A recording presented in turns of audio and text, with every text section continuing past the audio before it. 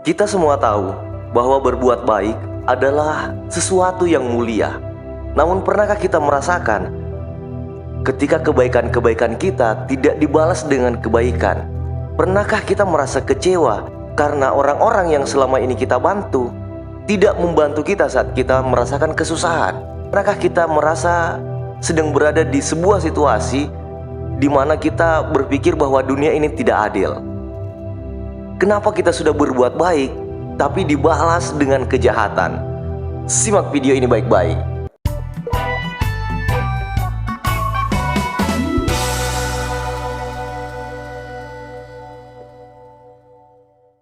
Halo, assalamualaikum warahmatullahi wabarakatuh. Welcome back with me, Imin Damai. Dan kali ini kita akan membahas tentang ketika kebaikanmu dibalas kejahatan. Apa yang harus kita lakukan? Simak baik-baik. Saat kebaikanmu dibalas dengan kejahatan, mungkin kita merasakan kekecewaan dan merasa bahwa perlakuan tersebut tidak adil. Namun, cobalah untuk memahami sisi lainnya. Cobalah untuk memahami apa yang mungkin menjadi penyebab di balik kejahatan yang kita hadapi. Kadang-kadang orang lain melakukan hal-hal buruk karena adanya ketidakpahaman, kesulitan pribadi, atau mungkin pengalaman traumatis.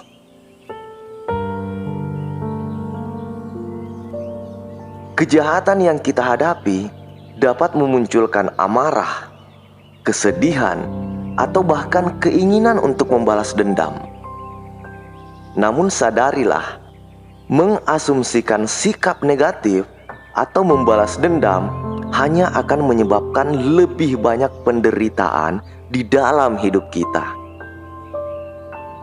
Justru dengan memaafkan, maka dapat membantu kita membebaskan diri dari beban emosional tersebut.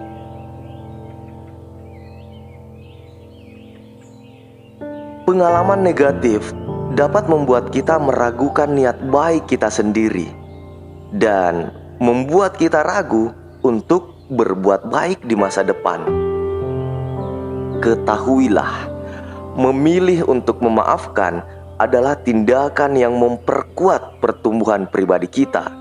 Memaafkan tidak berarti melupakan atau mengesampingkan perasaan kita, tetapi memilih untuk mengubah sikap kita terhadap kejahatan yang kita alami.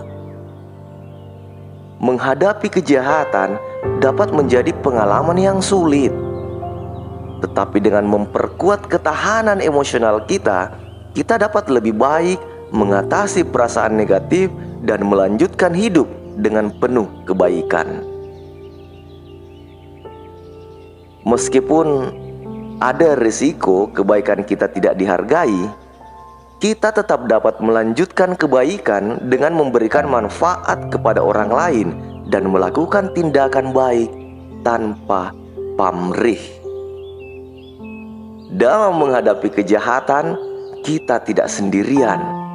Mencari dukungan dari komunitas, teman, atau keluarga yang mengerti dan dapat memberikan perspektif baru dapat membantu kita dalam proses memaafkan. Ketika kebaikan kita dibalas dengan kejahatan, tidak mungkin untuk tetap menjaga hati yang terbuka dan memaafkan. Namun, dalam upaya membangun masyarakat yang lebih baik, memaafkan dapat menjadi langkah penting untuk memulihkan hubungan dan membuka ruang bagi kebaikan yang lebih lanjut. Dengan menemukan kekuatan dalam memaafkan, kita dapat mengubah situasi yang pahit menjadi pelajaran berharga dan memperkuat kepribadian kita sendiri. Jadilah sumber kebaikan yang terus mengalir dan berikan kesempatan bagi perubahan positif di dunia ini. Nah, bagaimana Bija? Apakah kita masih akan terus menyalahkan situasi? Apakah kita masih akan kecewa ketika kebaikan kita tidak dianggap? Tentunya tidak. Kita adalah pribadi yang luar biasa, kita adalah pribadi yang indah, kita adalah pribadi yang damai. Memaafkan, berbuat tanpa pamrih, dan mengikhlaskan apapun yang terjadi. Saya Mindamai. Assalamualaikum warahmatullahi wabarakatuh. Peace.